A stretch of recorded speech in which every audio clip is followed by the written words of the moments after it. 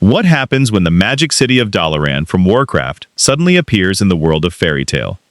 The Kirin Tor arrive in Fiore, expecting to escape the destruction of Azeroth, only to discover a world filled with a completely different form of magic. But Dalaran's presence is draining the Ethernano that fairy tale's mages depend on, putting the entire kingdom at risk. Now Khadgar, Natsu, Erza, and the mages of both worlds must find a way to coexist, or prepare for a magical war, and deep beneath Dalaran, something ancient has begun to awaken. So sit tight, get comfortable, and let's get into the story. The sky above the kingdom of Fiore did not merely part, it shattered like a frosted mirror under the weight of a foreign reality. In the peaceful afternoon over the town of Magnolia, the atmosphere curdled into a violent shade of violet, humming with a frequency that made the very air feel heavy, thick with a crystalline residue that the mages of this world had never tasted. It was not the familiar flowing warmth of Ethernano that saturated the heavens, but something colder, more structured, and infinitely more dense. Then, with a thunderous crack that shook the foundations of the Khadgar Cathedral, the clouds were swept aside by the sheer displacement of mass. A city of soaring amethyst spires, gold-leafed battlements, and impossible geometry hung suspended in the air, a floating fortress of arcane perfection that defied the natural laws of Earthland. Dalaran, the jewel of the north, had arrived, and with its presence, the magical ley lines of the world began to scream. If you want to see more characters enter different universes, hit that subscribe button and drop the name of a character and the universe you'd want to see them in down in the comments below. The spice must flow. Within the Violet Citadel, at the heart of the displaced city, Archmage Khadgar gripped the ATS staff so tightly his knuckles turned white. The transition had been a calculated desperation, a final effort to save the Kirin Tor from the burning tide of the Legion, but as he looked out through the scrying windows, he did not see the charred remains of Azeroth. Instead, he saw a lush, vibrant world, where magic moved with a chaotic, emotional volatility that set his teeth on edge. To a mage of Dalaran, magic was a science of precise runes, ley line manipulation, and centuries of disciplined study. What he sensed below, emanating from the colorful guild hall that bore the mark of a fairy with a tail, was something else entirely. It was raw, unrefined energy, fueled by the flickering whims of the human heart. It was a variable that the Kirin Tor's equations could not account for. "Report," Khadgar commanded, his voice echoing through the chamber, where the Council of Six scrambled to stabilize the city's altitude. The atmospheric composition is saturated with a substance similar to mana, but its molecular structure is unstable, Archmage Carlane replied, his hands dancing over a holographic map of the local terrain. The locals call it Ethernano. It's reacting poorly to our arcane shielding. We are essentially a massive lightning rod for every stray magical current in this hemisphere. If we don't calibrate our conversion wells, the city's core will suffer an entropic collapse within the week. Outside, the citizens of Magnolia stood paralyzed in the streets. Shopkeepers dropped crates of produce, and children pointed up at the hovering titan that now eclipsed the sun. At the Fairy Tale Guildhall, the doors were kicked open with a force that sent them rattling on their hinges.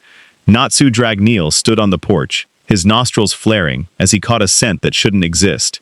A smell of ozone, ancient parchment, and a fire that didn't burn with heat, but with pure energy. Beside him, Erza Scarlet's hand was already hovering near her hilt. Her eyes narrowed at the gleaming battlements miles above. "That's not a ship," Erza muttered, her voice laced with the tactical instinct that had seen her through 100 battles. "That's a sovereign nation, and it just parked itself in our backyard." "I don't care what it is," Natsu grinned, a flicker of fire dancing between his teeth. "It smells like a challenge. Hey, Happy, let's go see who's moved in." But as the blue cat grabbed Natsu's vest to take flight, they were stopped by the heavy, grounding presence of Makarov Dreyar. The guildmaster looked older in the shadow of the floating city, his gaze fixed on the shimmering violet dome that protected Dalaran's upper reaches. As a saint of the Magic Council, he could feel the sheer pressure the city exerted on the world. It wasn't just a physical presence, it was a vacuum. Dalaran was hungry. Its ancient engines, designed for a world where mana was a refined resource, were beginning to draw in the local Ethernano with the greed of a starving beast. "Wait, Natsu," Makarov cautioned. "This isn't a dark guild. Look at the architecture, the precision." That city is a testament to a level of magical mastery we haven't seen since the era of the ancient civilizations. If we approach them like brawlers, we might find ourselves erased before we can even say hello. The arrival had not gone unnoticed by the higher powers of the continent. In the capital of Era, the Magic Council's chambers were a hive of panic. Crystal balls flickered with images of the intruder, and the councilors argued with a fervor that bordered on hysteria. To the council, Dalaran was an anomaly, a violation of the intercontinental flight treaties, and a potential weapon of mass destruction. Their scouts reported that the city was not just floating, it was anchored to the very ley lines that powered the kingdom's infrastructure. If this Kirin Tor continued their stay, Magnolia would be a ghost town by month's end, stripped of all magical resonance to fuel the city's foreign lights. Back in the sky, Khadgar felt the first contact. It wasn't a physical blow, but a psychic ripple, a surge of feelings that bypassed his mental wards. It was the collective curiosity and defensive posture of the fairy tale mages. To a man who dealt in the cold logic of the arcane, the warmth of their power of friendship felt like a fever. "They're coming," Khadgar whispered. He watched as a group of mages, a boy in a scarf, a woman in armor, and a man whose clothes seemed to be disappearing by the second, began to ascend toward the city's landing platforms. "Prepare the welcoming committee. And for the love of the Aegis, tell the Silver Covenant not to fire. We need allies, not a war with a guild of emotional pyromaniacs." The meeting was set on the Crassus Landing, a wide plaza that overlooked the breathtaking drop to the forests of Fiore below. As Natsu, Erza, Gray, and Lucy stepped off their various means of transport and onto the enchanted stone of Dalaran, they were met by a line of mages in flowing violet robes, their faces hidden behind hoods, their hands glowing with a steady, unblinking light. At the center stood Khadgar, the Atiesh staff thrumming with a rhythmic beat. The air between the two groups was a physical barrier.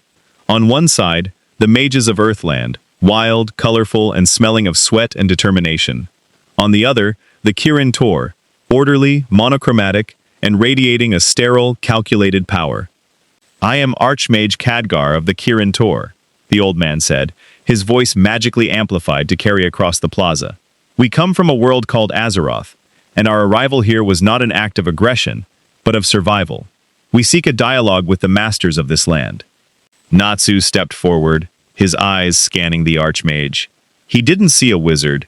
He saw a library in human form. "I'm Natsu of Fairy Tale, and your fancy house is making the air taste weird. You're eating the magic around here, aren't you?" Khadgar sighed, a weary smile touching his lips. He realized immediately that the political intricacies of the Council of Six would be useless here.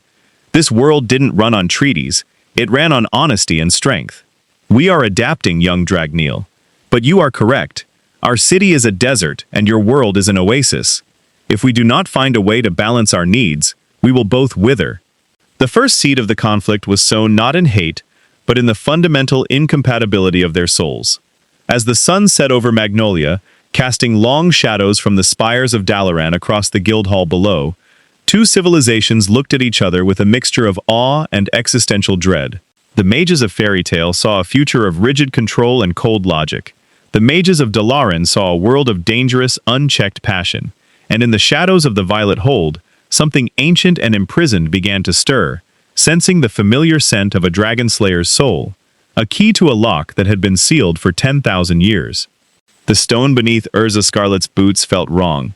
It didn't have the weathered, organic warmth of Magnolia's cobblestones or the jagged, resonant energy of the Tower of Heaven. This was enchanted marble, carved with such precision that not a single microscopic fissure existed within the mineral structure. To her right, Grey Fullbuster had already stripped off his coat, his breath hitching as he looked at a nearby fountain where water flowed upward in a perfect, silent spiral, illuminated by floating crystals that hummed at a frequency he could feel in his teeth. This was magic, as an architecture of the mind, cold, calculated, and absolute. "It's too quiet," Grey muttered, his eyes darting toward a pair of arcane golems standing guard at the entrance to the Magus Commerce Exchange. The towering constructs were made of brass and violet crystal, their movements fluid and devoid of the clanking gears common to the kingdom of Fiore's mechanical creations. "Even the air feels like it's been scrubbed. There's no heat, no cold, Just nothing. Khadgar led them toward the Violet Citadel, his staff clicking rhythmically against the floor. Behind him, the fairy tale mages walked with a mixture of awe and defensive posture. Lucy Heartfilia clutched her keys, her celestial spirit senses tingling. To her, Dalaran felt like a giant artificial gate, a tear in the fabric of the world that was being held open by sheer, stubborn willpower. "You call this precision, Archmage," Erza said, her voice echoing in the vast, vaulted hallway they entered. The walls were lined with portraits of legendary mages whose eyes seemed to track their movements with judgmental curiosity. In our world, magic is a living thing. It flows through the earth, the water, and our own blood. It changes with our hearts. Your city, it feels like a cage for it. Khadgar stopped and turned, his expression softening but his eyes remaining sharp. In Azeroth, Miss Scarlet, we learned the hard way that magic is a fire that consumes the house, if not contained by the hearth. We have seen worlds burned to ash by mages who thought their hearts were enough to control the forces of the universe. To us, magic is the fundamental math of existence. If you miscalculate a single rune, you don't just fail a spell, you tear a hole in reality that things from the great dark beyond used to crawl into your home. Natsu, who had been sniffing a floating tome that was currently reciting a history of the Second War in a soft whisper, snorted. Math? Magic isn't math. It's fire. It's the feeling you get when you want to protect your friends. If I had to do a math problem every time I wanted to punch a bad guy, I'd have been eaten by a Vulcan years ago. A flicker of amusement crossed Khadgar's face, but it was quickly replaced by the clinical fascination of a scholar. He gestured toward a large, glowing basin in the center of the hall. A scrying pool. That feeling you describe, Natsu Dragneel, we have been monitoring it since we arrived. Your Ethernano reacts to your emotional state. When you are angry or protective, your internal reservoir expands, drawing in ambient energy at a rate that should, by all laws of arcane physics, cause your body to undergo spontaneous combustion. Yet, it doesn't. You possess a biological catalyst, a soul anchor, that we are still trying to map. It's called being a member of Fairy Tale, Natsu replied, slamming his fist into his palm, sparking a burst of orange flame. The reaction from the room was instantaneous. 4 Kirin Tor wardens stepped from the shadows, their staves leveled at Natsu. The air in the room suddenly dropped in temperature, as the city's automated defense systems registered an unauthorized, unrefined magical discharge. The flame on Natsu's hand didn't just flicker, it strained, as if the very atmosphere of Dalaran was trying to snuff it out, or, more accurately, correct it. "Lower your weapons," Khadgar commanded the wardens. He looked back at Natsu. "You see? Even your flame is confused here. Dalaran's atmospheric dampeners are tuned to recognize specific arcane frequencies. Your fire is loud. It's chaotic. It's trying to rewrite the laws of the room to suit your mood, and the city is trying to rewrite you back." This was the fundamental friction.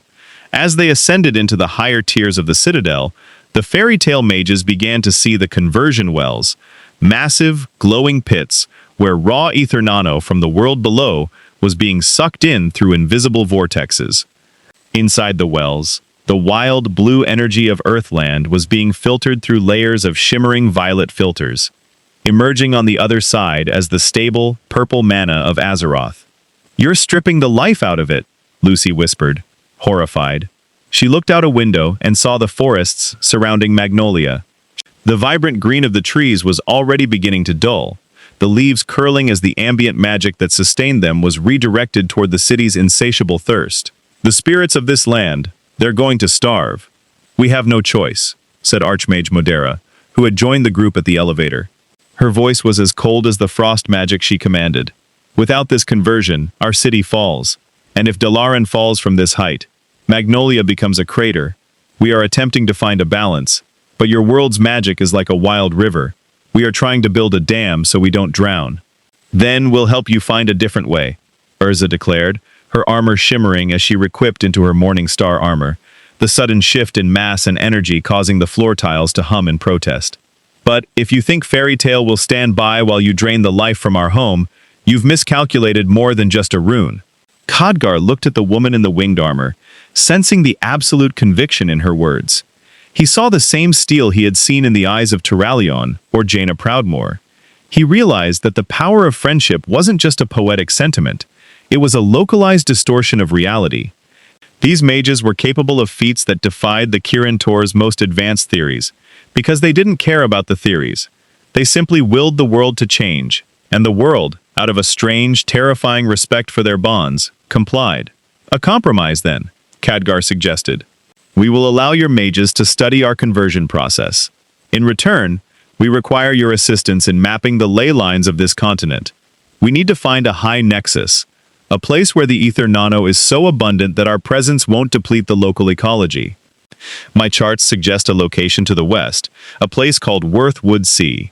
The Worthwood Sea is home to ancient ruins and powerful monsters, Gray warned, and it's dangerously close to the borders of the Alvarez Empire's scouting routes. Then we shall go together, Khadgar said. An expedition of two worlds. If we can find this nexus, we can move Dalaran and end this drain on your town. If we fail, the Kirin Tor will be forced to take more drastic measures to ensure the city stays in the sky. As the group prepared to depart, Natsu lingered by the scrying pool, staring at the image of the Alvarez Empire's fleet moving across the western sea. He didn't care about ley lines or mana conversion. He felt the shift in the wind. The arrival of Dalaran hadn't just brought new friends or new magic.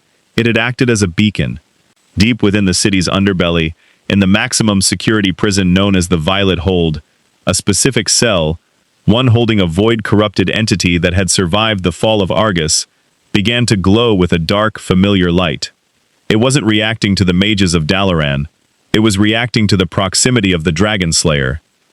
The entity whispered a name into the darkness, a name that hadn't been spoken in Azeroth, but was the greatest fear of Earthland. Acnologia. The city of mages had brought its own demons, and the world of fairy tale was about to find out that when two realities collide, the things that live in the cracks are the first to wake up. The peace over the kingdom of Fiore didn't just break, it was dismantled by the sound of approaching war. From the direction of Erza, the capital of the magical administration, a fleet of council-sanctioned airships emerged from the horizon, their hulls gleaming with gold filigree and heavy enchantments. These were not the merchant vessels of the Hargion trade routes. They were the Fourth Custody Enforcement Units, the Rune Knights, led by counselors who viewed the sudden appearance of Dalaran as the single greatest threat to national security in a millennium. At the center of the formation was the Judgment, a massive dreadnought carrying the seal of the council, its prow aimed directly at the shimmering underbelly of the floating city. Inside the Violet Citadel, Khadgar watched the fleet's approach through a series of floating lenses. Beside him, Makarov Dreyar looked on with a heavy heart, knowing that the council's fear was a more dangerous weapon than their magic. In the eyes of the council, Dalaran was an unsanctioned, mobile, magical WMD that had parked itself over one of their most prominent towns. To them, diplomacy meant submission. They've issued an ultimatum, Archmage Carlane said, his voice flat as he read the shimmering script of a long-distance message spell hovering in the air. By decree of the Magic Council of Fiore, the unidentified floating citadel is ordered to immediately descend to ground level, deactivate all defensive barriers, and submit to a full inspection by the Rune Knights. Failure to comply within 30 minutes will be viewed as an act of international aggression, punishable by the activation of the Etherian satellite. End quote. The silence in the room was absolute. Natsu, standing by the balcony, let out a low whistle. Etherian? Man, those guys don't play around. That's the big laser in the sky, right? The one that can wipe out an entire continent? It is a weapon of immense, unrefined power, Makarov said, his voice trembling slightly. And the council is terrified. They see your city, Khadgar, and they don't see a refuge. They see a challenge to their authority. They see a power they cannot tax, regulate, or control. Khadgar leaned on Atiesh, his eyes fixed on the lead council ship. If we ground this city, Makarov, the gravitational displacement alone would flatten Magnolia. Our conversion wells are currently the only thing keeping the ley line pressure from exploding. If we deactivate our barriers, the atmospheric friction of this world would ignite Dalaran like a falling star. Your council is asking us to commit suicide and take your town with us out of a sense of bureaucratic neatness. Then let me talk to them. Erza Scarlet stepped forward, her armor shifting into the Farewell Fairy set, her wings shimmering with a resolute light. I am a mage of fairy tale. They know us. They know we wouldn't ally with invaders. Actually, Grey Fullbuster added, crossing his arms, the council pretty much thinks we're a bunch of lunatics who break things for a living. I'm not sure we're the best character witnesses. Despite the tension, Khadgar allowed a small smile. I appreciate the offer, Erza, but the Kirin Tor is a sovereign body. We have dealt with the kings of Lordaeron, the dragon aspects of Azeroth, and the gods of the Titans. We do not submit to inspections by local constabularies. However, we will offer a parley. Khadgar gestured, and the air in front of the judgment warped. A massive, translucent projection of the Archmage appeared in the sky, towering over the council's fleet like a titan of amethyst light. It was a display of arcane projection that made the council's communication spells look like children's toys. Mages of the Magic Council! Khadgar's voice boomed across the sky, vibrating the very hulls of the Rune Knight ships. I am Archmage Khadgar. We mean your world no harm, but your demands are based on a misunderstanding of the forces at play. Dalaran cannot be grounded. To do so would be to invite catastrophe upon your people. We are here to seek a solution that preserves both our city and your land.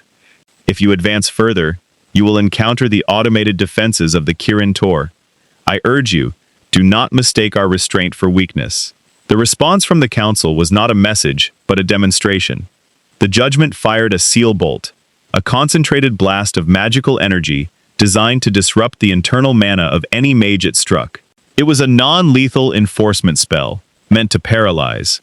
The bolt hit Dalaran's violet shield, and didn't just stop, it was absorbed. The shield rippled with a soft, musical chime, turning the council's aggressive energy into a harmless spark of light that fed into the city's lighting fixtures. They fired. Khadgar sighed, his expression hardening. Carlane, activate the violet snare. Do not harm them, but ensure they can no longer maneuver. From the battlements of Dalaran, hundreds of violet orbs were launched into the air. They didn't explode.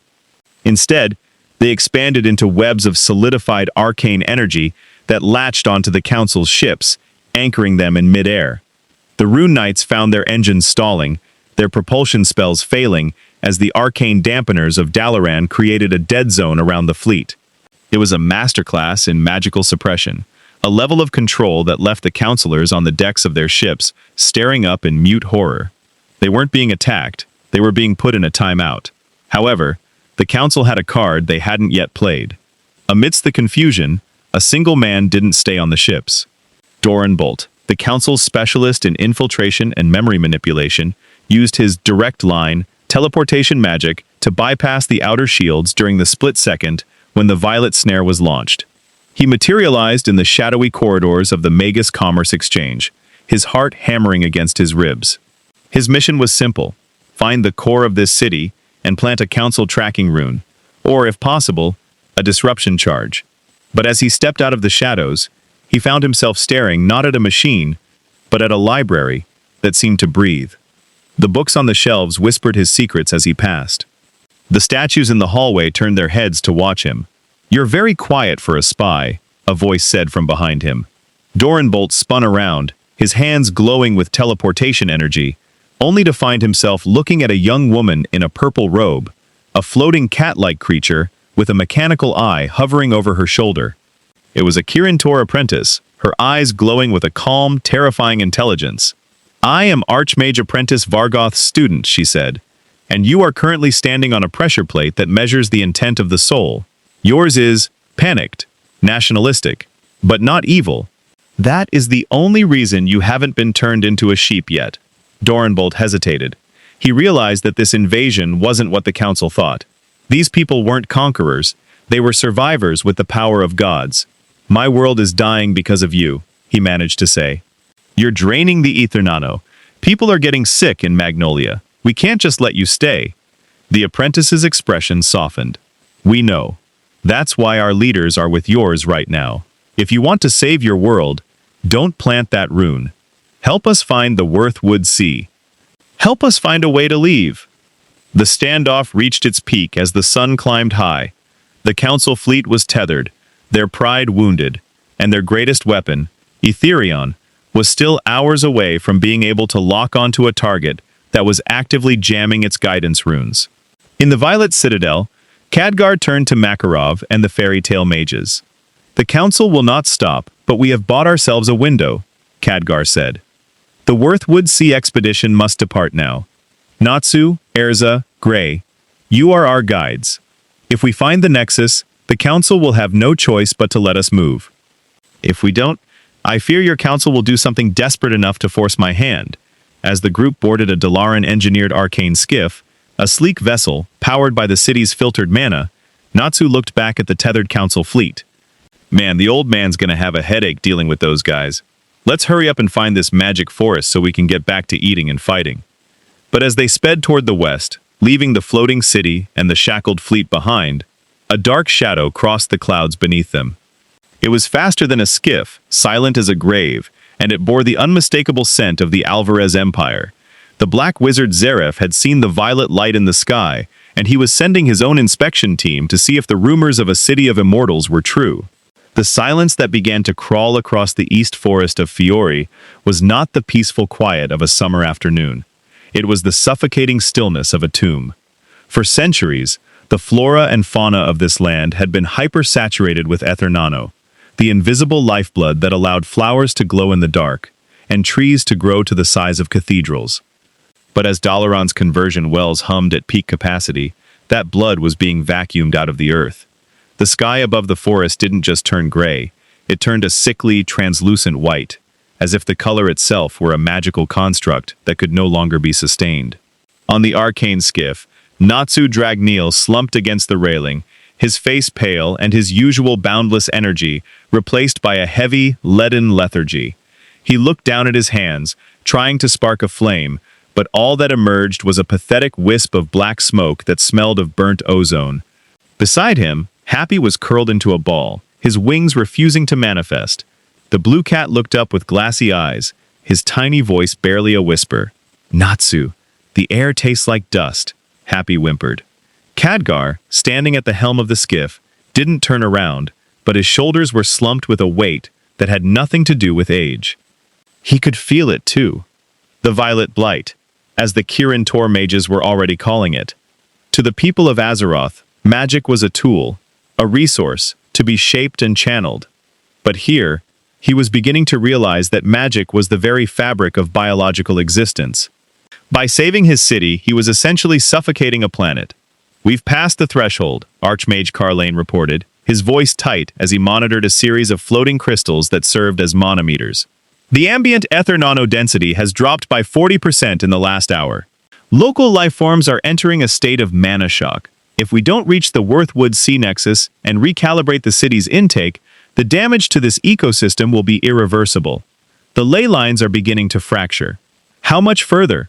Erza Scarlet asked, her voice raspy. She was struggling to maintain her Heaven's Wheel armor. The silver plates felt 10 times heavier than they should, and the swords she had summoned were flickering in and out of existence like dying embers. 20 miles, Khadgar replied, pointing his staff toward a distant smudge of dark green on the horizon. But the wind has changed. The Ethernano isn't just being pulled toward Dalaran anymore. Something is drawing it from the west, something large and hungry. The skiff descended as they reached the outskirts of a small village called Shirotsume. What should have been a bustling community of merchants and mages was a scene of quiet horror. People were collapsed in the streets, not dead, but paralyzed by mage sickness. The physical agony of the body trying to draw magic from an empty atmosphere. A group of local mages, who usually made their living by providing magical lighting and transport, were huddled in the square, their eyes wide with a terror that Natsu knew all too well. It was the look of a predator who had suddenly realized it had no claws. "You did this!" a young man shouted, stumbling toward the skiff as it touched down. He wore the mark of a small, independent guild, but his hands were shaking so violently he couldn't even form a basic sigil.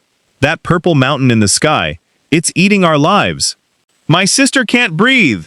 The spirits won't answer her!" Lucy Hartfilia stepped off the skiff, her hand instinctively going to the keys at her hip. She felt a sharp, stabbing pain in her chest. The celestial spirit world was linked to the Ethernano levels of Earthland. "Loke? Aquarius?" she whispered, but the keys felt cold and dead. For the first time in her life, the gate was barred. The spirits weren't just unavailable, they were retreating to their own realm to avoid being drained by Dalaran's vortex. "I'm sorry," Khadgar said, stepping forward. He didn't offer a platitude. He knelt beside the young man and placed a glowing hand on his forehead. With a soft word of power, he transferred a small fraction of his own stored Azerothian mana into the villager. The effect was instantaneous. The man's breathing stabilized, and a faint violet glow returned to his eyes. It is a temporary fix. It is not the magic of your world, but it will keep your heart beating until we find a solution. We are going to fix this. Fix it, Grey Fullbuster growled, his voice cracking as he looked at the withered trees surrounding the village. Every second we stand here talking, the forest is dying. If your science can't figure out how to stop this, Khadgar, then move your city. Drop it into the ocean. Do something. If I move the city now, Grey, the sudden snapback of the ley lines would create a magical vacuum that would implode Magnolia, Khadgar explained calmly, though his eyes betrayed his inner turmoil. We are currently the anchor. If the anchor is pulled too quickly, the ship breaks. The Worthwood Sea is our only hope. It is a natural convergence point, a place where the planet's magic is so dense that it can sustain our city's needs without depleting the surrounding region. It is a high-pressure zone that can feed our conversion wells through a controlled pipe, rather than a giant vacuum. As they reboarded the skiff and pushed deeper into the dying woods, the sensory details of the drought became more pronounced. The scent of pine was replaced by the dry, metallic tang of ionized air. Birds didn't sing. They fell from the sky, their wings failing mid-flight. The very ground felt brittle, the grass crunching like glass underfoot. Suddenly, a massive tremor shook the skiff. From the heart of the Worthwood Sea, a pillar of dark, obsidian energy erupted into the sky, clashing against the violet radiance of Dalaran's distant shield. It wasn't Ethernano. It was something colder, something that felt like the void between stars. "That's not the Nexus," Erza said, her tactical mind overriding her exhaustion. "That's a barrier. Someone got there before us." "The Alvarez Empire," Grey muttered, pointing toward a formation of sleek, black mechanical ships hovering over the forest canopy. "They've set up a magical jamming array. They're intentionally bottlenecking the ley lines to see how Dalaran reacts. They're using the forest, and us, as a laboratory." Khadgar gripped Atiesh, the staff pulsing with a warning light. "They are playing with forces they don't understand. By bottlenecking the Nexus, they are causing the Ethernano pressure to build up underground. If that pressure isn't released into our conversion wells, or back into the forest, the entire Worthwood Sea will become a magical bomb." Natsu stood up, his eyes turning a deep, draconic gold. The lack of ambient magic was killing him, but he had something the Kirin Tor didn't account for. The internal dragon force that didn't rely on the air, but on the soul. He couldn't use his fire as a projectile, but he could feel the heat simmering in his marrow. "I don't care about bombs or arrays," Natsu growled, his voice sounding like grinding stones. "Those guys are making the trees cry, and they're hurting my friends. Erza, Grey, can you still fight?" Erza gripped a single, mundane sword, her magic-depleted body trembling, but her gaze was as sharp as ever. "I don't need magic to cut down an empire, Natsu. I just need a blade and a reason." "I've got the reason," Grey said, his hands forming a shaky ice-make stance. The ice that formed was thin and clouded, but it was cold. "Let's go show these Alvarez punks what happens when you mess with Fairy Tale's backyard." Khadgar watched them.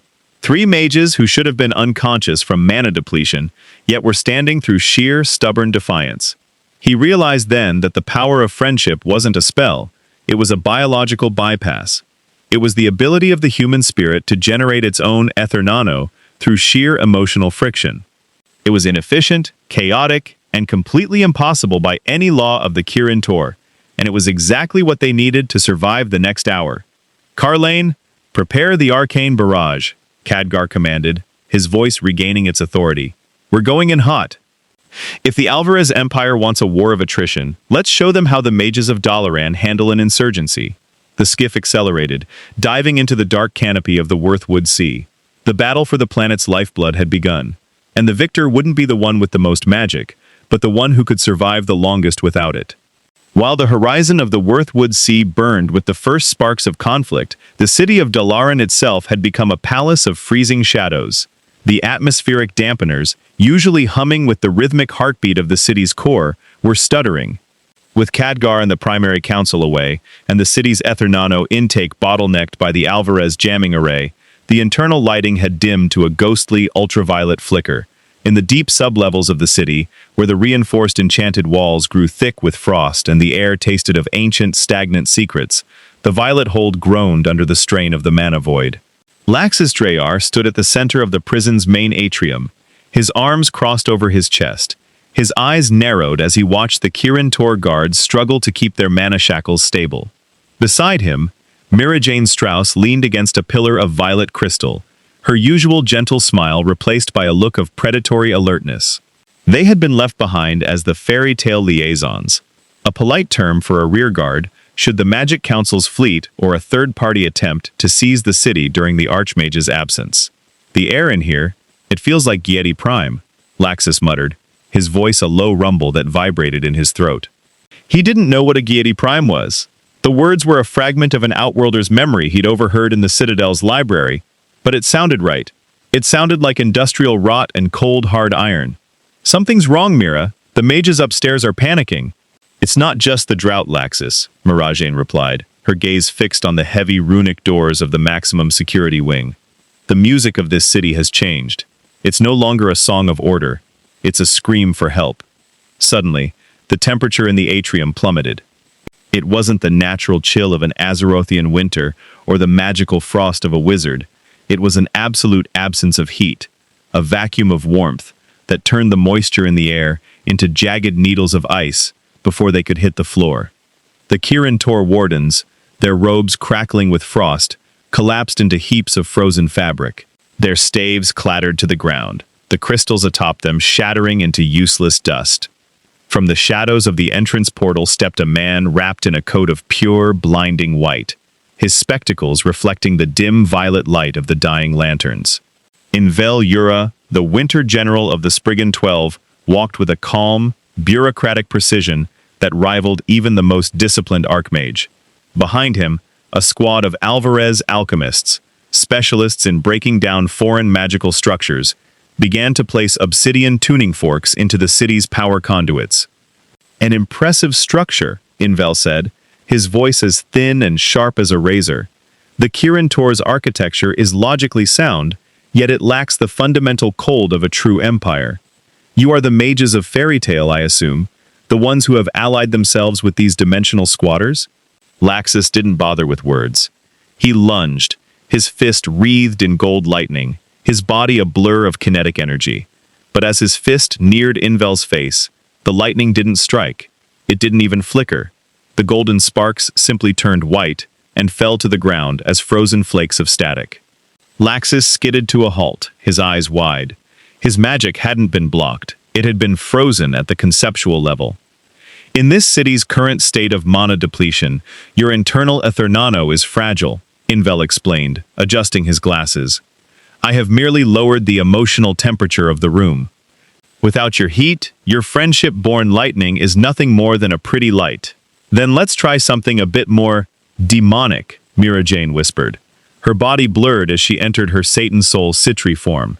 The sheer pressure of her dark aura pushed back the frost, her wings cutting through the frigid air like heated knives. She moved with a speed that bypassed Invel's initial wards, her claws raking across the obsidian tuning forks and shattering them. Unrefined, Invel sighed. He raised a hand, and the floor of the violet hold surged upward in a wave of true ice. You fight like animals. You do not understand that magic is not a feeling, it is a law. And under my law, the heart ceases to beat. As the two mages of fairy tale engaged the Winter General in a desperate, freezing brawl, the primary objective of the Alvarez infiltration became clear. Invel wasn't there to kill Laxus or Mirajane. He was a distraction. Deep within the high-security wing, the tuning forks had done their work. The stasis wards, the absolute zero fields that kept the most dangerous entities of Azeroth in a state of perpetual sleep, flickered and died. The mana void created by the Blight had left the prison's backup generators empty. One by one, the cells hissed open. From cell 72, a creature made of shifting void matter and ethereal bandages drifted out. It was an ethereal soul thief, a remnant of a fallen world that lived by consuming the magical potential of others.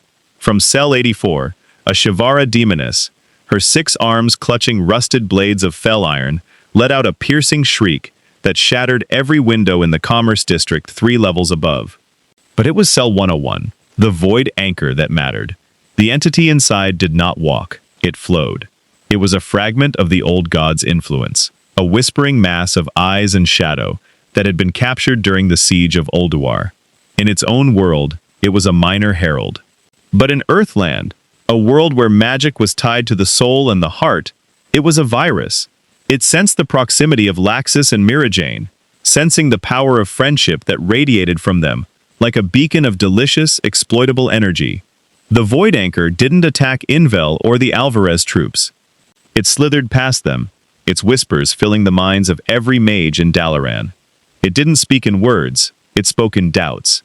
It showed the Kirin Tor mages the faces of the people they were accidentally killing with the blight. It showed the fairy tale mages a future where their guild hall was a pile of violet dust. "The walls are talking," Laxus gasped, his lightning flickering back to life as his rage overcame Invel's ice. But his movements were sluggish. The whispers were digging into his brain, telling him that his grandfather Makarov had abandoned him to side with the Outworlders. "Don't listen to it, Laxus," Mirajane screamed, her demonic form flickering. "It's not magic. It's something else." Invel Yura frowned, realizing he had lost control of the experiment. The Alvarez Empire wanted Dalaran as a weapon, not as a breeding ground for cosmic insanity. He turned his attention toward the escaping entities, his ice magic slamming into the Void Anchor, but the shadows simply absorbed the cold, growing larger, more bloated on the misery of the city. "Fools!" A new voice echoed through the hold. From the shadows of the rafters, a man with raven-black hair and a white toga stepped into the light. He didn't look like a soldier, he looked like a scholar who had seen too much. Zareth Dragneel, the Black Wizard himself, had walked into the violet hold as if he owned the stones. The Void Anchor, sensing a predator that had lived for 400 years in a state of magical contradiction, hissed and recoiled. Zareth looked at the struggling Laxus, the panting Mirajane, and the composed Invel. Then, he looked at the floating city's architecture. "Khadgar's people have brought a very specific kind of death to my world," Zareth said softly, his presence causing the stone floor to crack and blacken. "A death of order, a death of logic. It is a mirror to my own curse." He raised a hand, and a wave of black miasma surged forward, not to destroy the city, but to infect the Violet Hold's remaining wards. "Invel, cease your games. The Dragon Slayer in the woods is about to trigger a chain reaction. We must ensure this city doesn't explode before I can read its library. Secure the prison, kill the things that don't belong here. I will deal with the fairy mages later." As Zareth walked toward the central archives, the Violet Hold became a 3-way battlefield: Fairy Tales survivors, the Alvarez elite, and the unleashed nightmares of Azeroth. The city of Dalaran was no longer a refuge. It was a cage that was rapidly breaking apart from the inside out, while the man who had brought the blight was miles away, fighting for a forest that might already be dead. The Worthwood Sea had become a graveyard of gray timber and suffocating silence. But beneath the shadow of the Alvarez jamming array, the air hummed with a different, more volatile frequency. A squad of the Silver Covenant, Dalaran's elite High Elven battle mages, had established a perimeter around a glowing runic circle. Their leader, Captain Arcanist Valthwas, stood with her back straight, her hands moving in rhythmic, fluid motions as she directed her mages to weave a precision disjunction. To the elves, the Alvarez array was a messy, brutish piece of work, and they intended to dismantle it with the surgical grace of a clockmaker. 32% synchronization, Valthwas reported, her voice like chiseled marble. "If we can isolate the primary Ethernano sink at the heart of their construct, we can reverse the flow and refeed the forest's ley lines without triggering an explosion. Discipline, mages.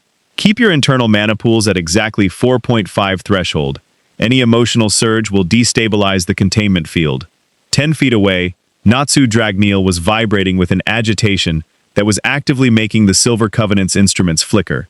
He was pacing like a caged animal, his scarf trailing in the dust, his eyes fixed on the massive obsidian spire that formed the center of the Alvarez camp. Beside him, Erza Scarlet sat on a stump, sharpening a mundane steel blade with a whetstone, her eyes closed in a state of meditative focus. Discipline? Natsu scoffed, his voice loud enough to make several elven mages flinch. You guys are standing around drawing circles in the dirt while those ships up there are getting ready to blast us. Why don't we just charge in, smash the pointy thing, and go home? I can smell the magic stuck inside that tower. It's like a giant pile of food that's being held behind a locked door. Valthwas didn't look up from her spell work, but her ears twitched in irritation. Because, young dragon slayer, your smash-it approach is the reason half the landmarks in your world are in ruins. If you shatter that spire without first neutralizing the pressure sink, you will ignite the Worthwood Sea. We are scientists of the arcane. We do not gamble with the laws of reality. But the laws of reality don't care about the trees, Natsu shouted, stepping into the edge of the runic circle. The elven mages hissed as the proximity of his soul fire caused their violet runes to turn a chaotic, flickering orange. You're so worried about doing it the right way that you're letting the forest die while you talk about percentages. Erza, tell her. Erza opened her eyes. They were cold, reflecting the gray sky. Captain Valthwa, I respect your mastery, but Natsu is right about one thing. The enemy is not a math problem. The Alvarez mages are already calibrated to your precision. They expect a counterspell. They don't expect a riot. Khadgar, who had been observing the ley line readings nearby, stepped between the two groups. He looked at the Silver Covenant, then at the mages of Fairy Tale. He saw the schism perfectly. To his people, the power was in the formula. To the guild, the power was in the conviction. Captain, Khadgar said softly, let us conduct a field test. Natsu, step forward. Give me a small flame. No shouting, no friendship, just pure magical output. Natsu grumbled, but complied. He held out his hand and focused. A small, steady flame appeared. Khadgar hovered a scrying crystal over it. The crystal glowed with a steady blue light. Now, Khadgar said, think of Magnolia. Think of the people suffering from the blight. Think of the guild hall being destroyed.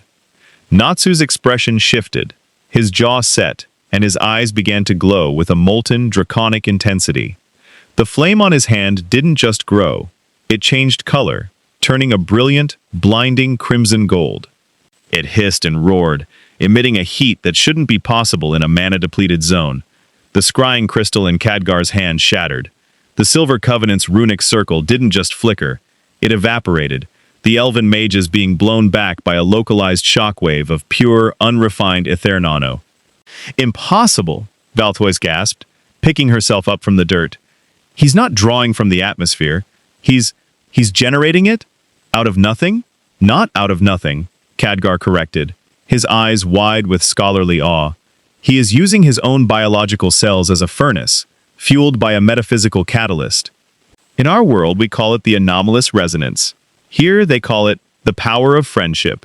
It is a variable that shouldn't exist in a logical universe, Valthwas. It is a biological bypass of the conservation of energy. It's not a variable, Lucy Hartfilia said, stepping up beside Natsu. She looked at the withered forest, her heart breaking for the spirits she couldn't summon. It's love. It's the refusal to let something beautiful be destroyed. Your magic is a tool, Khadgar. Ours is a part of who we are. You use magic. We are magic. This was the core of the schism. The Silver Covenant mages looked at Natsu with a mixture of fear and disgust. To them, he was a walking nuclear reactor with the emotional maturity of a toddler. To Natsu, they were cold statues who would rather be right than be heroes. The debate was cut short by a shrill whistling sound. From the Alvarez spire, a battery of magic-nullifying cannons opened fire. These were not traditional projectiles. They were shells filled with anti-mana gas, designed to choke out any structured spell work. "Containment shields! Now!" Valthwaite screamed. The Silver Covenant mages immediately began to chant, weaving a complex, interconnected dome of violet light. It was a masterpiece of defensive engineering, designed to deflect the shells with perfect geometric efficiency. But the shells didn't bounce off. They hit the shield and infected it. The anti-mana gas sought out the logic of the runes, unraveling the elven spell from the inside out. The dome shattered into shards of dead glass, and the Silver Covenant mages collapsed, their connection to the city of Dalaran severed by the localized void the shells created. "They've adapted," Valthwaite cried, her hands trembling as she tried to reignite her staff. "They know our runes. We can't form a structure. Then stop trying to build a house and start throwing bricks, Natsu roared. He didn't use a spell, he didn't draw a circle, he simply lunged into the cloud of anti-mana gas. To a normal mage, the gas was a death sentence, but Natsu's internal fire was louder than the silence of the shells. He wasn't using a structure that could be unraveled. He was a living inferno that simply burned the gas before it could touch his skin. Erza followed him, her morning star armor glowing with a light that shouldn't be possible in the drought. She didn't rely on the Ethernano in the air, she relied on the weight of the sword, a concept of martial magic that the Kirin Tor had never studied. Every strike of her blade emitted a shockwave of physical magical pressure that shattered the Alvarez mechanical soldiers. Khadgar watched them go, a grim smile on his face. He turned to Valtois. Captain, I believe it is time we updated our textbooks. Our precision is failing because we are fighting a war against a force that does not use logic. If we want to win, we must stop being mages for a moment and start being fairy tale. He raised Atiesh, but he didn't cast a blizzard or a firebolt. Instead, he reached out and tapped into Natsu's resonance. He allowed the Archmage's disciplined mind to act as a lens for the Dragon Slayer's raw emotion. The result was a violet dragon's roar, a beam of chaotic, friendship-fueled arcane energy that didn't just hit the Alvarez jamming array, it erased it from existence. The spire crumbled, and for a brief, beautiful moment, the bottleneck snapped. The Ethernano that had been trapped beneath the forest surged upward in a fountain of blue light. The Worthwood Sea breathed again. But the victory was hollow. As the ley line stabilized, Khadgar felt a massive, crushing weight descend upon the world. It wasn't the city, it wasn't the empire, it was a presence that lived in the sky, a creature that had been drawn by the loud magic they had just used. We were too loud, Khadgar whispered, his face turning pale. From the clouds above, a roar echoed that made the previous explosions sound like whispers. A shadow larger than Dalaran passed over the forest, a shadow with wings that blotted out the moons. The Black Wizard was one threat, but the Dragon King, Acnologia, had finally found the scent he was looking for, and he didn't care about the schism of philosophy. He only cared about the hunt. The great library of Dalaran was more than a repository of books. It was a living, breathing consciousness of ink and parchment. The shelves stretched into impossible heights, bending through spatial anomalies so that a reader might walk up a flight of stairs and find themselves standing on the ceiling of a wing dedicated to the pre-sundering era of Azeroth. Usually, the air here smelled of vanilla and aged leather, a comforting scent for those who sought the light of knowledge. But as Zareth Drogneel walked through the central rotunda, the books began to bleed black ink. The spirits of long-dead librarians, bound to the stones to guide students, flickered and vanished, their ethereal forms snuffed out by the mere proximity of the Black Wizard's curse. Zareth ran a pale hand along a shelf of glowing crystals, memory gems containing the collective wisdom of the Highborn. As he passed, the glow died, the crystals cracking into dull, gray pebbles. He was a walking entropy, a contradiction of life and death that the city's logic couldn't resolve. To Dalaran, he was a system error. To Zareth, the city was a treasure chest he had waited 400 years to unlock. Fascinating, Zareth whispered, his voice echoing in the hollow silence of the library. A world where magic is not a curse of the gods, but a weave of the universe itself. You don't pray to magic here, you command it. You shouldn't be here, a voice cracked from the shadows of a towering bookshelf. Archmage Vargoth's spectral projection manifested before Zareth. The image was unstable, flickering between a young man and an old sage as the city's power fluctuated. This library is protected by the seals of the Six. No being of dark intent may tread these halls without being unmade by the light of reason. Zareth stopped and looked at the projection with a pitying smile. Reason? I have lived through 4 centuries of reason, Archmage. I have built empires on reason. I have slaughtered millions in the name of a logical end to my own existence. Your light of reason is just a candle flickering in the face of a true void. He raised a hand, and a wave of black miasma, the law of retribution, surged forward. The library's automated defenses responded. Massive, floating tomes of protection flew from the shelves, their pages flapping like wings as they wove a barrier of pure arcane geometry. Runes of binding and banishment flared white-hot, trying to excise the Black Wizard like a splinter. The collision of the two powers was silent but devastating. The geometry of the barrier warped, the straight lines of Dalaran's logic bending and rotting under the weight of Zeref's Ankh-Salam curse. The books didn't just burn, they aged thousands of years in a second, turning to dust before they could even hit the floor. "I am not here to destroy your home," Zeref said, stepping through the decaying barrier as if it were a cobweb. "I am here for the Book of Medivh. Or perhaps the records of the Bronze Dragonflight. I have heard whispers in the ley lines. Whispers of chronomancy, the magic of time." Outside the library, the Shadow War had turned the streets of Dalaran into a labyrinth of terror. Laxus Drayar, his body still crackling with the erratic, white lightning of Invel's frost infection, stumbled through the Magus Commerce Exchange. He wasn't alone. Mira Jane, in her demonic form, was clearing a path through the void wraiths that had escaped the Violet Hold. But they weren't just fighting monsters, they were fighting the city itself. The Alvarez alchemists had succeeded in retuning the city's defense golems. The brass titans that were meant to protect the mages were now stomping through the plazas, their violet eyes turned a cruel, obsidian red. They viewed the fairy tale mages as unstructured anomalies, and were systematically attempting to delete them. "Laxus, to your left!" Mira Jane screamed, her claws shredding a wraith made of pure doubt. Laxus spun, his fist connecting with the face of an arcane golem. The impact vibrated up his arm, the stone-hard brass refusing to buckle. "This city is falling apart," he roared, unleashing a burst of red lightning, a fusion of his dragon power, and the blood-soaked rage of seeing his home threatened. The golem's head exploded in a shower of sparks and violet oil, but 3 more took its place. The Archmage is gone, the city is starving, and now the Black Wizard is in the basement. Mira Jane panted, her wings tattered. "If we don't shut down the primary conversion well, the city's core is going to go critical." Zeref isn't just looking for books, Laxus. He's looking for a way to use Dalaran's time-fold technology to rewrite his own history. Back in the library, Zeref had reached the forbidden section.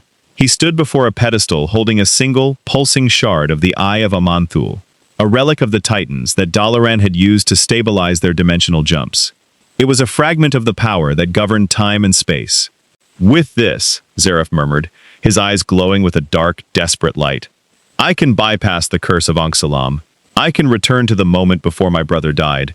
I can ensure that Natsu never becomes END. I can finally die as a man." But as his fingers reached for the shard, a massive tremor shook the city. It wasn't the internal collapse of the wards, it was an external impact. High above the violet dome of Dalaran, a shadow blotted out the stars. Acnologia, the Dragon King, had arrived. He didn't see a city of mages, he saw a concentrated hive of magical energy that tasted of 1,000 different worlds.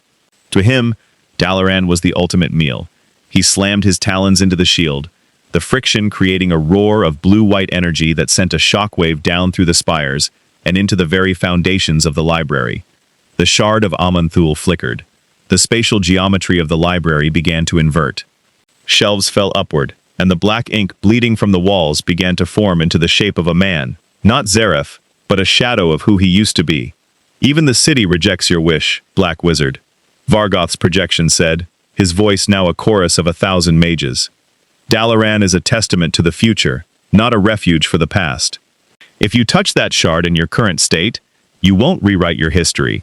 You will erase this entire reality." Zeref hesitated. For the first time in centuries, he felt something akin to fear. Not for his life, but for the loss of the variable that was Natsu. He looked up, sensing the presence of Acnologia through miles of stone and magic. The Dragon King's hunger was a mirror to his own, but while Zeref wanted to end his story, Acnologia wanted to tear the book to pieces. "Then we have a problem," Zeref said, his aura of death expanding to fill the room, blackening the very air. "Because if that dragon breaks the shield before I have what I need, there will be no world left for me to die in." In the streets below, Laxus and Mira Jane looked up as the sky itself seemed to crack. The violet dome was spiderwebbing with blue fissures.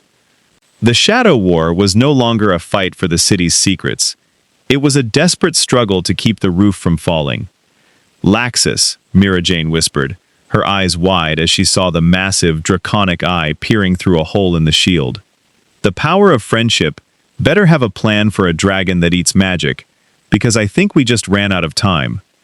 The collision of Azeroth's forbidden science and Earthland's ancient curse had reached its terminal velocity. The Black Wizard and the Dragon King were now the twin poles of Dalaran's fate, and the mages of fairy tale were caught in the center of a reality that was rapidly being unmade. The roar that tore through the sky over the kingdom of Fiore was not a sound of biological origin. It was the acoustic manifestation of a world's despair. Acnologia, the Dragon King, did not simply breathe. He exhaled the extinction of magic. As he banked his massive, obsidian-scaled body in a tight arc above Dalaran, the blue markings on his wings pulsed with a predatory light that matched the flickering violet of the city's failing shields. To the citizens of Magnolia below, it looked as if the sun had been extinguished, replaced by a monstrous, flapping eclipse that radiated a cold, absolute hunger.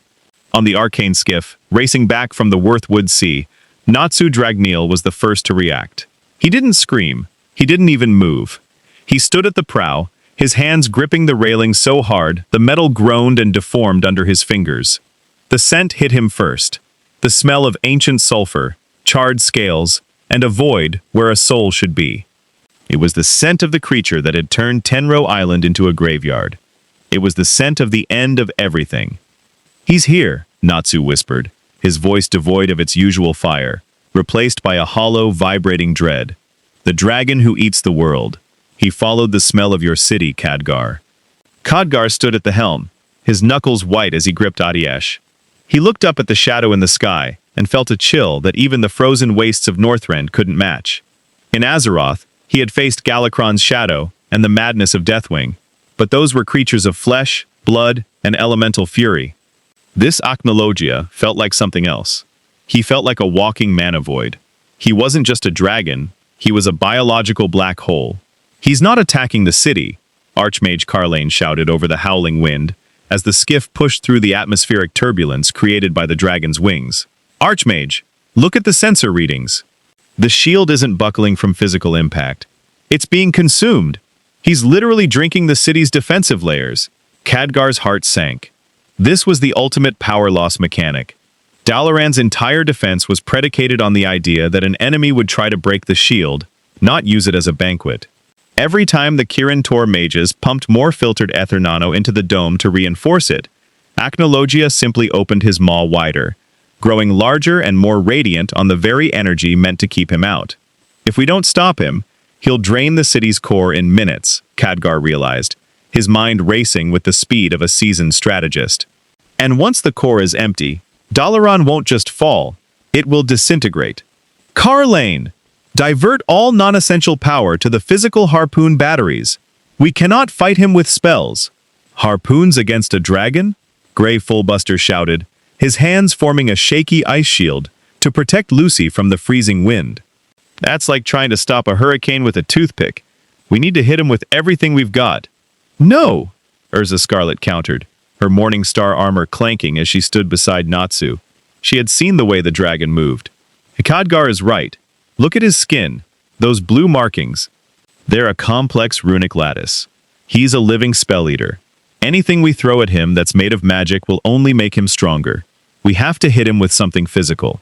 The skiff slammed into the landing docks of Dalaran just as the first major breach occurred. One of the city's smaller spires, the Alchemist Tier, shuddered as Acnologia's tail swept across it. The stone, reinforced by centuries of arcane binding, didn't crumble. It dissolved into blue motes of light that flowed directly into the dragon's scales. As the group leaped from the skiff, they were met by a scene of utter chaos. The streets of Dalaran were filled with fleeing mages and citizens, while the automated golems, no longer under Zaref's or the Alvarez Empire's control, were wandering aimlessly, their logic circuits fried by the proximity of the Dragon King's void aura. "Laxus! Mira!" Natsu roared, spotting his guildmates near the fountain in the center of the Magus Commerce Exchange. Laxus turned, his face bruised, and his lightning flicking in and out of existence. "Natsu, where the hell have you been? This giant lizard is treating the city like a buffet, and the creepy guy in the white toga is in the library doing who knows what. Zaref is here?" Erza's eyes widened. Then we're caught between two catastrophes. Suddenly the sky turned a blinding electric blue. Aknologia had tired of the tasting menu and was preparing his primary breath attack. He hovered directly above the violet citadel, his chest expanding as he drew in every stray scrap of Ethernano from the surrounding miles. The air in the city became thin, the vacuum so intense that Lucy and Happy struggled to draw breath. "He's going to fire," Khadgar warned, raising his staff to weave a desperate physical kinetic barrier. "Everyone, get behind the reinforced pillars. If that blast hits the city directly, Magnolia will be vaporized." But Natsu didn't run for cover. He stepped out into the middle of the plaza, his feet cracking the enchanted marble. He looked up at the dragon that had haunted his nightmares, and for the first time since the blight began, his body erupted in a pillar of fire that wasn't orange or gold. It was a violent, shimmering violet, laced with the crimson energy of the Worthwood Sea's ley lines. "Natsu! No! He'll eat your fire!" Lucy screamed, reaching out for him. "Let him try!" Natsu growled, his voice sounding more like a dragon's than a man's. "Hey, Khadgar! You said my magic is loud, right? You said it doesn't follow the rules?" Khadgar looked at the boy and saw the spark of a suicidal, brilliant plan. "It's chaotic, yes. It's fueled by emotion, not structure." "Then give me all of it," Natsu shouted. "Don't filter the magic. Don't turn the blue stuff into purple stuff. Just dump the raw, stinking, messy Ethernano from the wells directly into me. If he wants to eat the city, I'll give him a meal he can't digest." Khadgar hesitated for only a fraction of a second. It went against every tenet of the Kirin Tor. It was reckless. It was unscientific. It was fairy tale. "Carlane, open the main conversion bypass," Khadgar commanded through his communication crystal. "Redirect the raw Ethernano from the Worthwood Sea intake directly to the central plaza coordinates. Flush the system." In the depths of the city, the massive valves groaned. A geyser of raw, unrefined, sapphire blue energy erupted from the floor of the plaza, surrounding Natsu in a swirling vortex of world magic. It was the water of this universe, the wealth of the desert planet, and it was being poured into a single human vessel. Natsu screamed as the pressure threatened to tear his cells apart. His skin began to glow with a translucent blue light, his scales manifesting with a jagged, crystalline edge. He wasn't just a dragon slayer anymore. He was a living ley line. Above, Acnologia unleashed his roar. A beam of world-ending blue light descended like the finger of a god. Natsu met it with a roar of his own.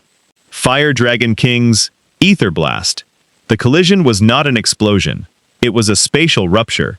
The violet dome of Dalaran shattered completely, the shockwave flattening every forest for 50 miles. The two energies, Acnologia's void and Natsu's raw, emotional Ethernano, clashed in a blinding white sphere that blotted out the moons. The dragon was pushed back. For the first time in his immortal life, Acnologia felt a flavor he didn't recognize. The magic wasn't clean. It was stained with the grit of human struggle, the heat of friendship, and the bitter tang of defiance. It was a polluted energy that didn't just nourish him, it burned his throat like acid. Acnologia screeched, his wings beating frantically as he struggled to maintain his altitude. He wasn't defeated, but he was confused. The logical city of the mages had just used an illogical weapon. As the smoke cleared, Natsu fell to his knees, his body steaming, his clothes largely incinerated. The blue glow was fading, but the damage was done. The city of Dalaran was no longer a fortress. It was a jagged, smoking ruin, drifting aimlessly in a sky that was now filled with the scent of ozone and the heavy metallic taste of a war that had only just begun. From the wreckage of the library, Zareth watched the dragon recover, his hand clutching the shard of Amanthul. He smiled a sad, terrible smile. "Well done, brother. You've given us another 5 minutes. Now, let's see if we can use them to break the world properly." The city of Dalaran was no longer a jewel. It was a falling star. With the violet dome shattered and the primary conversion wells leaking raw, sapphire blue Ethernano into the atmosphere, the enchantments that held the millions of tons of stone aloft began to groan under the merciless tug of gravity. Below, the town of Magnolia was bathed in a terrifying, flickering light as the shadow of the citadel descended, lurching toward the earth in a jagged, uneven rhythm. The citizens of Fiore, who had spent the last several days in a state of mana shock, now looked up to see their certain doom descending from the heavens. Stabilize the mana thrusters, Khadgar's voice roared through the mental link he shared with the remaining mages of the Kirin Tor. His staff, Atiesh, was no longer glowing with a steady light. It was sparking with a violent, erratic energy as he channeled every ounce of his remaining strength into the city's foundational runes. Carlane, I don't care about the conversion efficiency. Vent the excess pressure. If we don't slow our descent, there won't be a kingdom left to save. But the Archmage's commands were nearly drowned out by the renewed screech of the Dragon King. Above the crumbling spires, Aknologia had recovered from the shock of Natsu's polluted fire. The black scales of the dragon were smoking, and a jagged scar now ran across his chest where the ether blast had struck. But the injury only served to ignite a more focused, predatory malice. He banked in the air, his wings creating sonic booms that shattered the remaining stained glass windows of the Violet Citadel. He wasn't hunting for food anymore. He was hunting for the pride of the things that had dared to hurt him. He's coming back for another pass, Erza Scarlet shouted, her voice raspy from exhaustion. She had requipped into her Nakagami armor, the sheer consumption of Ethernano required for the celestial blade, causing her skin to pale. She stood at the edge of the fractured Crassus landing, her sword pointed at the approaching shadow. Laxus, Grey, we have to divert him. If he hits the citadel again, Khadgar loses his focus, and the city drops. Laxus Drayar wiped a smear of blood and frost from his jaw, his eyes flashing with the crimson intensity of his red lightning. He felt the blight pulling at his marrow, the void aura of the dragon trying to snuff out his internal flame, but he stood his ground. I'm not letting some overgrown lizard flatten my old man's town. Grey, give me a bridge. I'm going to meet him in the air. Grey Fullbuster didn't waste breath on a reply. He slammed his palms onto the cracked marble of the plaza. Ice make, 7-pillar path. Despite the mana depletion of the world, Grey's desperation pulled a final, massive surge of energy from the very air. 7 jagged pillars of clouded, reinforced ice erupted from the edge of the city, forming a staircase of frozen spears that stretched out into the open sky. Laxus leaped onto the ice, his body turning into a bolt of red-gold lightning that leaped from pillar to pillar, accelerating toward the descending dragon. Roar of the lightning dragon. The blast of crimson electricity struck Aknologia's snout, the impact causing the dragon's head to snap back. It wasn't enough to ground him, but it was enough to draw his attention. Aknologia lashed out with a claw, shattering Grey's ice pillars like glass, but the diversion had worked. The dragon was no longer focused on the citadel, he was spiraling down toward the lower tiers of the city, where the mages of Fairy Tale were waiting. Inside the ruins of the Great Library, the battle was reaching a different, more metaphysical climax. Zareth Dragneel stood before the pedestal of the Shard of Aman'Thul, his black aura clashing against the flickering violet wards of the Kirin Tor. He was no longer looking at the books. He was looking at the shard as a gateway, a way to step out of the cycle of his own curse. One touch, Zareth whispered, his fingers inches from the pulsing golden crystal. One ripple in the flow of time, and I can undo the moment my father died. I can undo the creation of the demons. I can undo myself. And you would undo everyone else in the process, a voice said from the shadows behind him. Makarov Drayar, the guildmaster of Fairy Tale, stepped into the light. He had grown to his giant form, his head nearly touching the vaulted ceiling of the library, his massive hand hovering over the black wizard. He looked older than the stones of Dalaran, his eyes filled with a weary, paternal sorrow. Zareth, Makarov said, his voice echoing with the authority of a wizard saint. I know the weight of the life you've lived. I know the silence of the centuries, but you cannot trade the future of these children for the peace of your past. If you use that shard to rewrite time, you erase the bonds they've fought to build. You erase Natsu's smile. You erase the guild. Zareth turned his head, his spectacles reflecting the golden pulse of the shard. The guild is a flicker, Makarov, a candle in a hurricane. I am offering a world where the hurricane never began. Why would you fight for a reality that is currently falling from the sky? Because it's our reality, Makarov roared, his fist descending with a force that shook the library. Zareth didn't move. He simply raised a hand, and a wall of black miasma absorbed the impact of the giant's fist. Your sentimentality is your greatest strength, and your most pathetic weakness. You would die for a dream that is already a nightmare. As the two icons of Earthland's history clashed in the depths of the city, the exterior battle had reached its most desperate hour. Acnologia had landed on the Magus Commerce Exchange, his massive weight crushing the buildings into dust. He let out a pulse of his eternal flare, thousands of beams of blue light that rained down upon the city, systematically seeking out every source of magical resonance. Lucy Hartfilia huddled behind a fallen statue, her hands shaking as she held her keys. She felt the drought more keenly than anyone.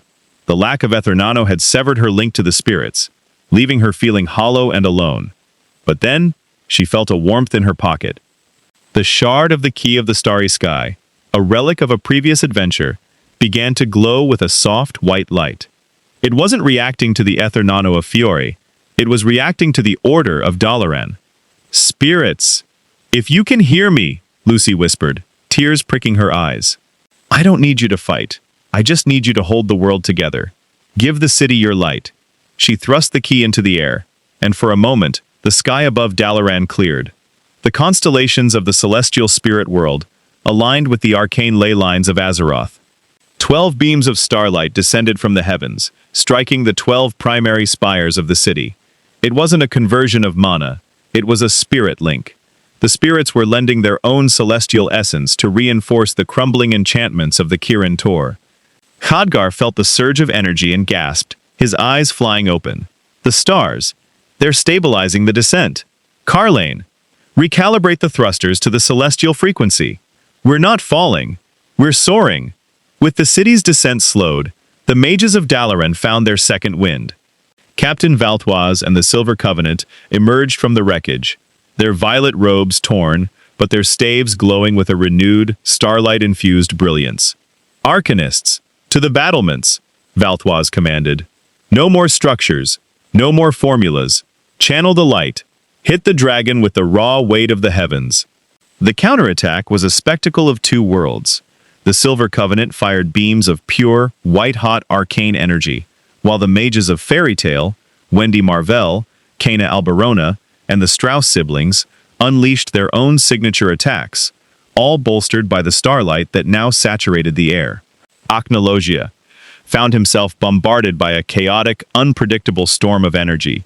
He tried to eat the magic, but it was too fast, too varied, too loud. He was being hit by fire, ice, lightning, and stars all at once. Natsu, standing in the center of the storm, looked up at the dragon. His violet flames were returning, but they were now laced with the white light of the celestial spirit world. He felt the presence of every mage in the city, the logic of the Kirin Tor, the passion of Fairy Tale, the sorrow of Makarov, and even the dark, desperate hope of his brother. "Everyone," Natsu whispered, his body beginning to dissolve into a form of pure, sentient energy. "Give me everything!" The what-if scenario had reached its breaking point. The city of Dalaran was no longer a foreign invader. It had become the anvil upon which the fate of the world would be forged. As Natsu prepared for his final strike, the shadow of Acnologia loomed over him, and the Black Wizard reached for the Shard of Time. The two realities were about to collide for the last time, and the explosion would either save the future or erase the past forever. The epicenter of the collision was no longer a place of physical matter, but a white-hot crucible of pure intent. Natsu Dragneel stood at the center of the Magus Commerce Exchange, his body flickering between the solid reality of a man and the translucent, violet-white radiance of an unleashed star. He was the bridge, the conduit through which the orderly, scientific mana of the Kirin Tor and the wild, emotional Ethernano of Fairy Tale were finally, violently harmonized. Every breath he took rattled the windows of the falling city. Every heartbeat sent a pulse of crimson-gold lightning through the stones, clearing the violet dust that had choked the streets. Above him, Acnologia descended like a mountain of obsidian malice. The Dragon King had ceased his eternal flare barrages, realizing that the mages below were no longer just targets, but a unified threat. He folded his wings, turning his massive body into a spear of dark, magic-eating void, aiming his entire mass directly at the boy who smelled of the end. To Acnologia, this was the moment to reclaim his status as the apex of existence by consuming the very essence of two different universes. Deep within the shifting geometry of the Great Library, Zareth Dragneel felt the world trembling. He stood before the shard of Aman'Thul, his fingers mere centimeters from the golden pulse of the Titan relic. Behind him, the giant form of Makarov Dreyar loomed, his shadow cast long by the library's dying lanterns. "The boy is becoming a son, Zeref," Makarov rumbled, his voice thick with the grief of a grandfather watching a child sacrifice himself. "If you take that shard now, you won't just steal his past. You'll extinguish the light he's using to save us all." "Is your peace worth his life?" Zeref looked at the shard, then out through a shattered skylight at the violet-blue aurora dancing across the sky. He saw Natsu, not the END he had created to kill him, but the man Natsu had become, a hero who fought not because he was programmed to, but because he loved. The Black Wizard's hand trembled. For 400 years, he had sought a way to rewrite the script of his tragedy. But as he looked at the loud, chaotic, and beautiful reality of fairy tale's defiance, he realized that a rewritten story is a dead story. It has no soul. "I have spent centuries trying to find a way to die," Zeref whispered, his dark aura suddenly contracting, pulling inward until it was a tiny, dense point of blackness in his chest. "But perhaps the better path is to let the world live." Zeref did not grab the shard to travel through time. Instead, he slammed his palm onto the pedestal and unleashed the full weight of his Ankh Salam curse. Not as an attack, but as a sacrifice. He poured his own immortal entropy into the shard, forcing the Titan relic to age and shatter. The resulting release of temporal energy didn't move the city through time. It locked Dalaran's physical mass into a state of perpetual stasis. The descent stopped. 1 mile above the Worthwood Sea, the city of Dalaran simply ceased to fall. It hung in the air as if the hand of a god had caught it. The sudden cessation of inertia sending a shockwave through the sky that knocked the Rune Knight fleet back toward Magnolia. "He did it," Khadgar gasped from the Violet Citadel, feeling the temporal lock take hold. "The gravitational constants have been neutralized. Now, all mages, focus on the dragon." Natsu felt the city stabilize beneath his feet, and he knew it was his moment. He looked up at the descending Acnologia and drew in one final staggering breath. This wasn't just the air of Fiore. It was the magic of the stars Lucy had summoned, the frost of Grey's sacrifice, the lightning of Laxus's pride, and the cold, brilliant logic of Khadgar's people. "This is the fire of 2 worlds," Natsu screamed. He lunged upward, meeting the Dragon King in midair. The collision was a silent, blinding expansion of violet and gold. Natsu didn't just punch the dragon, he unleashed a violet star dragon's roar that bypassed Acnologia's ability to consume magic. Because the energy was a perfect, impossible fusion of 2 different physical laws, the dragon's stomach couldn't recognize it as food. It hit him like a physical mountain of solid, burning light. Acnologia's shriek was a sound of genuine agony, a noise that vibrated through the souls of everyone in Fiore. The Dragon King was blasted backward, his obsidian scales shattering, his blue markings flickering and going dark. He was not killed, for such a being cannot be so easily erased, but he was repelled, his physical form tattered, and his hunger sated by a poison he could not digest. He spiraled away into the western clouds, a wounded god fleeing the light of a new sun. Natsu fell from the sky, his energy spent, his body a charred husk of its former self. But he was caught, not by the stone, but by a pair of blue wings. Happy, fueled by a final spark of the celestial light, held onto his friend, gliding him gently down to the cracked marble of the landing. As the sun began to rise over the kingdom of Fiore, the violet light of Dalaran faded into a soft, ambient lavender. The city remained in the sky, but it was no longer a falling ruin, it was a permanent monument. Zeref had disappeared from the library, leaving behind only the shattered remains of the shard, and a library that was slowly beginning to heal its own ink. Khadgar walked out onto the plaza, his robes tattered, his staff leaning heavily in his hand. He looked at the mages of fairy tale, Natsu being fussed over by Lucy and Wendy, Erza standing tall despite her broken armor, Grey and Laxus sharing a silent, respectful nod. He then looked at his own people, the Silver Covenant and the Kirin Tor, who were already beginning to speak with the local Rune Knights about trade agreements and magical exchange programs. The blight was over. By grounding the city's magical intake in the high nexus of the Worthwood Sea, Dalaran had become a source of filtered, stable energy for the entire region. The trees began to bloom with a new violet-tinted foliage, and the mages of Fiore found that their magic felt sharper, more disciplined, while the mages of Dalaran found that their spells now carried a warmth and a heart they had never known.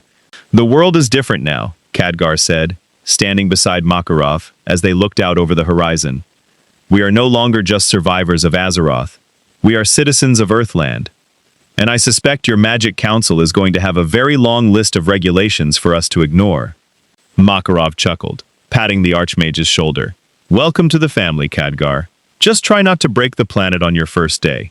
The arrival of Dalaran had changed the balance of power in the world. The Alvarez Empire retreated, their leaders wary of a kingdom that now possessed a floating fortress of immortal magi. The Dark Guilds went into hiding, fearing the logic wardens who could track a shadow by its magical frequency.